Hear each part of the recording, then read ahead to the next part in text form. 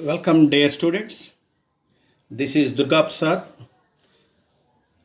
Head of Department of Botany, Hindu College, Guntur. Today, I am presenting a topic. It's called root modifications. As you all know that a plant comprises of two systems. One is shoot system and the other one is a root system. So, what is a root? A root grows below the surface of the soil. It is positively geotropic. It has no nodes and internodes. The original primary root originates from the radicle. In the embryo, there are two parts, the plumule and the radicle. This radicle will turn into root and the plumule will turn into the shoot. And the root is not having any chlorophyll. It has no nodes, no internodes. It has lateral roots. And these lateral roots are developing from the pericycle of the root. Hence, the lateral roots are said to be endogenous in their origin. Okay, basing on their origin, the roots are classified into two types, as taproot system and fibrous root system. Here we go. This is a taproot system. This is a adventitious root system.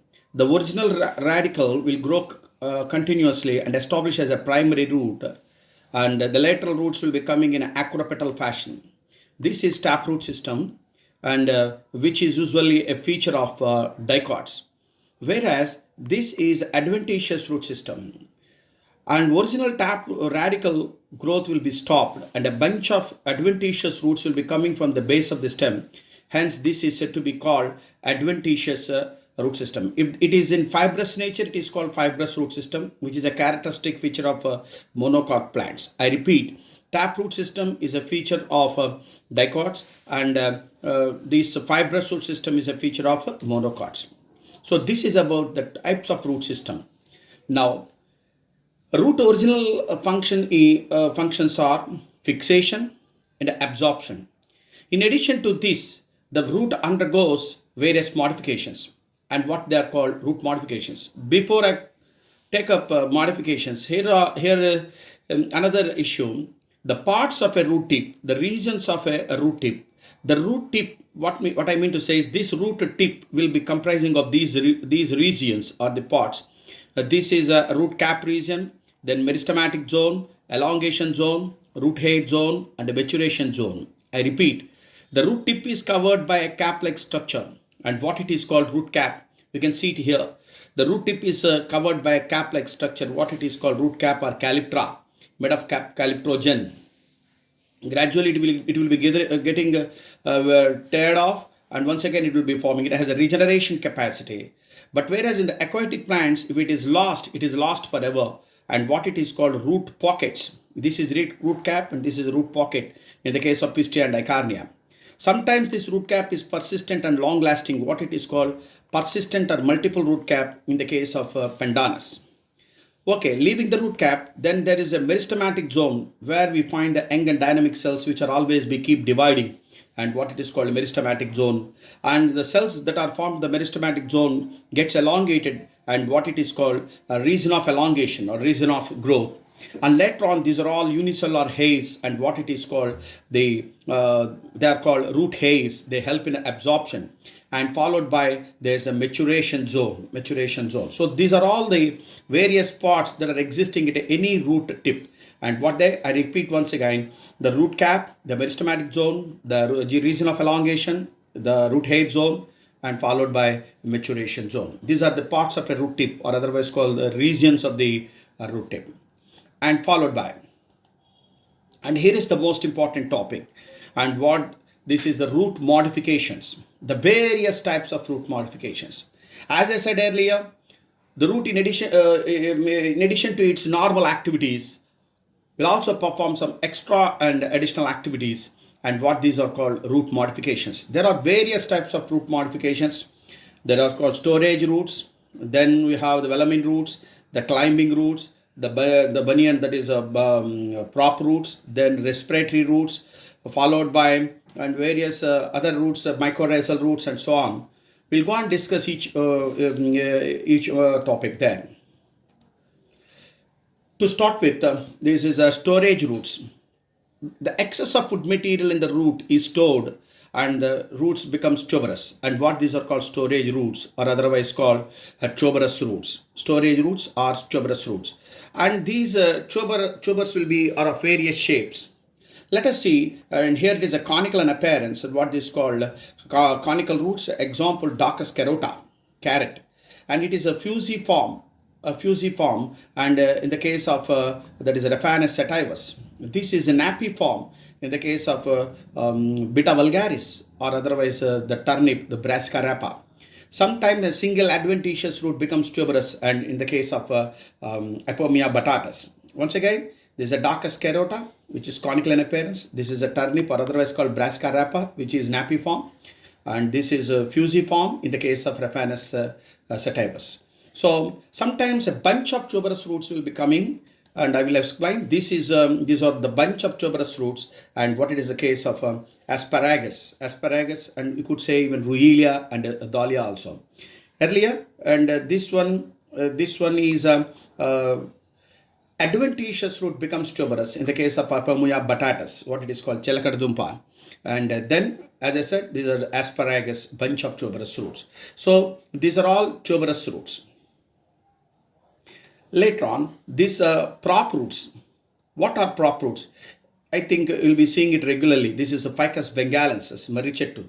In this number of pillar-like roots will be coming from the lateral branches and becoming as a pillar-like support, giving pillar-like support, a mechanical root modification. And these are called the prop roots. Example, Ficus bengalensis. The biggest banyan tree, you could see it in the case of Calcutta. So these are called prop roots. Followed by, these are the stilt roots. In the case of maize, saccharum, sorghum, certain adventitious roots coming from the base of basal load and giving extra mechanical support, and it's called stilt roots, or otherwise called the brace roots. You could see these stilt roots in the case of mangroves also. Mangroves, as they're growing in marshy, damp, loose, waterlogged soils, so they require additional support, and what these are called stilt roots, which is a modification, a characteristic which is seen in the case of mangroves, that is Abyssinia, Rhizophora, Bruguiera, and all that. Once again, another root modification in the case of mangroves. Mangroves, as they are growing in the marshy area where the roots will be not getting proper aeration. Hence, the certain roots will be coming up aerially, apogeotropically, and what these are called breathing roots or respiratory roots. Breathing roots are respiratory roots in the case of Abyssinia, which is a characteristic feature of mangroves. And then these are called root nodules. Yes, this is a regular feature in the case of Leguminaceae members or Fabaceae members. This is arachis, groundnut, Verusenaga. The roots will be having nodular structures in which certain bacterial members like Bacillus rhizobium bacteria is existing, and that could fix the atmospheric nitrogen and gives it to the plant, and in turn from the plant it could take the food material. Thus there is a symbiotic association between the roots and the stem, rather the bacteria and the plant, and as a best example for mutual association, that is symbiosis, and what these roots are called root nodules, characteristic feature of legumes. The bacterium, I repeat, the bacterium existing in it is a rhizobium, and in which some red colored pigment is present, what it is called like hemoglobin. Later on, these are velamin roots, the characteristic feature of orchids. Plants growing in very dense forest, they are unable to get the light. They will be growing on the branches of huge trees, and what such plants are called epiphytes, a characteristic feature of orchids. And they will be getting the water with the help of these roots. Certain roots will be hanging down in the air, and they will be absorbing the atmospheric moisture. And what these roots are called velamin, as they possess a specialized tissue called velamin. Hence these roots are called velamin roots. And also certain roots will be help in fixing the plant to this the branch, and what these roots are called clinging roots. So hence these plants will be having two types of roots. One type of root hanging in the air and help in absorption of water, and what they are called velamin roots, and certain roots help in fixation, what they are called clinging roots, as a characteristic feature of orchids, and what they are called epiphytes. And this is another interesting case. These plants, they do not have neither the stem nor the leaves, just the roots alone. This is also an epiphyte. It is growing on a branch, It is not having the stem and the leaves and all that. Only roots. And these roots possess the chlorophyll and they prepare the food material. Hence, such roots are called photosynthetic roots. The best example is Ctenophillum. Ctenophillum, best example. That is the acebulatory roots, or otherwise called what they are called otherwise photosynthetic roots. And there are some more examples for this. Tinospora, Trapa, Podostemon, they are also having these photosynthetic roots, but they are having the leaves. But this is shootless. If everybody asks, a shootless photosynthetic roots plant is Ctenophillum. Okay, here we go. Into parasitic roots. Plants never be parasites. Plants are usually autotroph. They can prepare their own food material. But in certain cases, the plants will not be having the chlorophyll, so they have to depend on someone else, and hence they are called parasites. These parasites will get the food material from the host through special device and what it is called hostorium, and that hostorium will be a root modification. Here is a plant. This is called Cuscuta, or otherwise called Dodder. It has no leaves, no roots and all that. It has certain hostoria, and they go into the stem of the host. This is a host, and this is the parasite. It gets the both food, water and food material from the host, and hence it's a complete stem parasite. The best example is Cuscuta. So Cuscuta is growing on the host both for the water and food materials, hence it is a complete stem parasite. Viscum, it's growing on the branches of certain Viscum, Loranthus. These plants will be going on the branches of some mango and some other plants. They'll be having the leaves so that they could prepare their own food material, but for the water's sake, they're depending on the host. From the host through the hostoria, they're taking the water. As they're having their own leaves, they could prepare the water, they could prepare the food material. Hence, it is a partial stem parasite. I repeat, partial stem parasite, that is Viscum and Loranthus also. This is a Striga. See this one. This is a maize plant. From the roots of the maize plant, this plant is getting its water. Hence, it's a partial root parasite. As the parasite is getting the water from the roots of the host, hence it is said to be partial root parasite. The example is Striga. Striga is depending on the maize. Yeah, this is the world's biggest flower, what it is called rafflesia. It is a complete root parasite. Complete root. It has no leaves, no roots and all that. So it is depending on it is getting the both water and food material from the roots of the parasite. Hence it is a complete root parasite, rafflesia, the world's biggest flower, which is giving a very bad odor, rafflesia. In addition to these, here I am telling some more root modifications. What these are called the balancing roots. In free-floating hydrophytes, to make the plant to float on the water, certain bunch of roots will be developing the base of the stem, creating a dead weight and make the plant to float on the water. And this is Icarnia, Gurrapu what it is called. That is growing here. And this is Pistia. It is also producing these balancing roots and make the plant to float on the water. Icarnia and Pistia for the balancing roots. Once again, this is a Pistia. This is an interesting case. This is a Jassia. It is having the breathing roots. Certain roots, it is also a free-floating plant. Certain roots help in the respiratory purpose. Hence, these are called aquatic plant breathing roots. Earlier, I told you breathing roots, the respiratory roots in the case of mangroves. But an aquatic plant with the breathing roots is Jassia. Later on, these are mycorrhizal root modifications.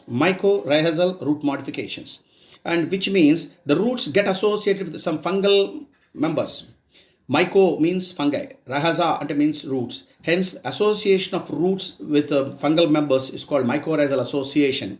And you could see this in the case of the Pinus, a gymnosperm member, and Monotropa, an angiospermic plant. And these sometimes you could see in huge trees like Terminalia, then Ficus and Tamarindus, in all these certain plank-like roots, and what these are called buttress roots. Plank-like roots or buttress roots in the sea at the base of the stem and giving the mechanical support. And these are called contractile roots. Contractile roots means certain